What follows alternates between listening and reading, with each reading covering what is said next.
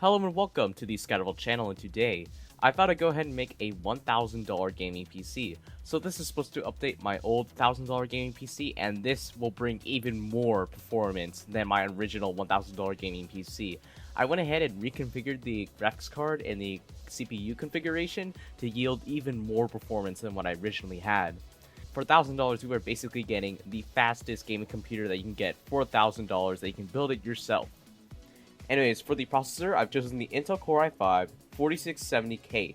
So this is a quad-core Intel i5 processor, and these are very good for gaming. It is a quad-core processor, which, quad-core, 4-core CPUs right now are just very good for gaming right now, since games are utilizing all 4 cores right now for quad-core processors, instead of like 3.5 or 3 or something like that.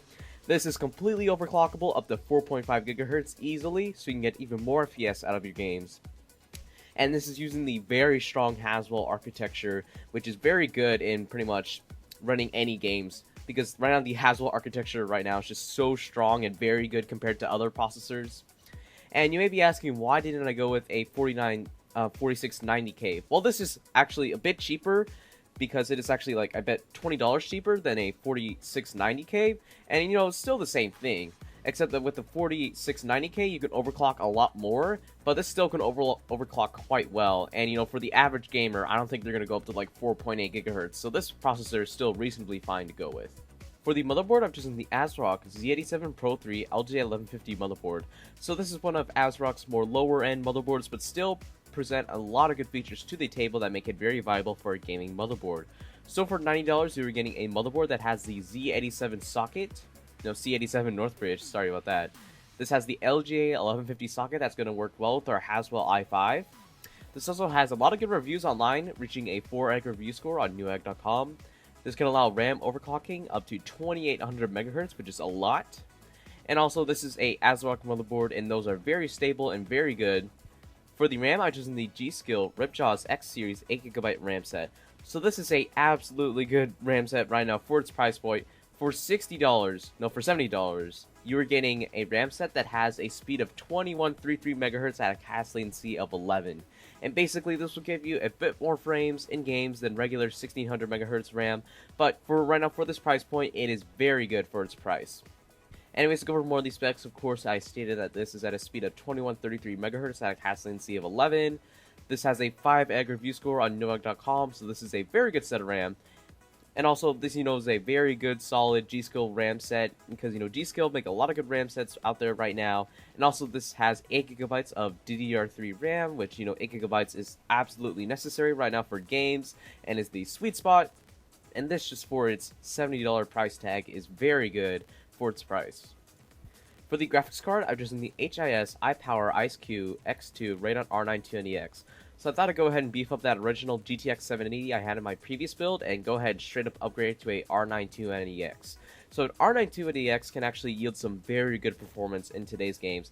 It is known to basically run any game at ultra settings straight up, and actually it can run a lot of games at ultra settings at 1440p, which is quite nice, because it has some very good specs in it that just make it very prime also, not only for 1080p gaming, but also for 1440p gaming. Anyways, this is a Radeon R9 290X, which right now for its price point is extremely overpowered. This has 4GB of GDDR5 RAM, and this also has the Ice-Q X2 cooler. And if you don't know, HIS can make some cards that can overclock way above their original advertised clock speed, which is quite nice.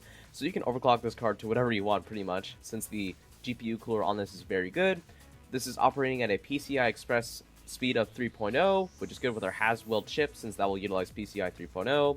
And also, this can support Crossfire X if you want to go ahead and add another graphics card to it. And this, just for its $500 price tag, is just very good, and it looks pretty nice for a R9 290X. For the hard drive, I've chosen the Western Digital WD Blue 1TB hard drive. So this is a very standard hard drive pretty much for any gaming PC. Even for being a 1TB hard drive, this still will load up your games quite quickly, and will be enough space to pretty much hold about 40 games, including recordings, programs, and your OS, so that'll be good. Anyways, this is at a speed of 7200 RPM with a cache of 64 megabytes. This is operating at an interface of SATA 3 6GB speed, and just this, is a Western Digital Blue hard drive, and those are just simply known for being very reliable and very good. and this is just going to be a very solid hard drive for this gaming PC. For the power supply, I've chosen the Roswell ARC 750 continuous 750 watt power supply. So I thought I'd go ahead and amp up the wattage a lot for that R9 290X and that i5 4670K, because I want you, in order to get the most out of this gaming PC, to overclock both of those components so you can get even more FPS out of your games. Anyways, this has 750 watts, which is pretty much a lot for this gaming PC, including that R9 290X, but that amount of wattage will also support the overclocking that you'll do with your GPU and CPU. This is SLI and Crossfire ready if you want to add on extra graphics cards in the future. This is operating at a pretty low temperature of 40 degrees Celsius, which is quite unique with this power supply. This has an 80 plus bronze certified certification, which is good because this will always run at an efficient rate. And this is pretty cheap and pretty good, and not to mention this is a Roswell power supply, and I know that Roswell are one of the good power supply makers that you can get right now, because they have made power supplies that have gotten absolutely outstanding awards for, like, pretty much being one of the best power supplies that you can get. So I know that Roswell can make some good power supplies, and that this will be a good, solid power supply for this $1,000 gaming PC. So for the case, I thought I'd get something pretty nice that's on sale right now. I thought I'd get the Corsair Carbide Series 200R. So this is one pretty nice looking case by Corsair. It's one of their more budget oriented cases, and even though it does have kind of its understated black look, it's still very good for its price point. For $40, you're getting a case with an all steel structure, so there's no plastic on this. Well, there is, well, it's mostly steel. This has USB 3.0 on the front of the case, and of course, for being a Corsair case, this has excellent cable threading in order to reduce cable clutter in your build. This also can support really large graphics cards, as you can not only just, remove hard drive bays, but, just be able to fit that really large R9 290X in this sort of system. This has a lot of airflow since it is a carbide case, so as you can even see on the case right now, there are a lot of fan slots in order to put fans into them.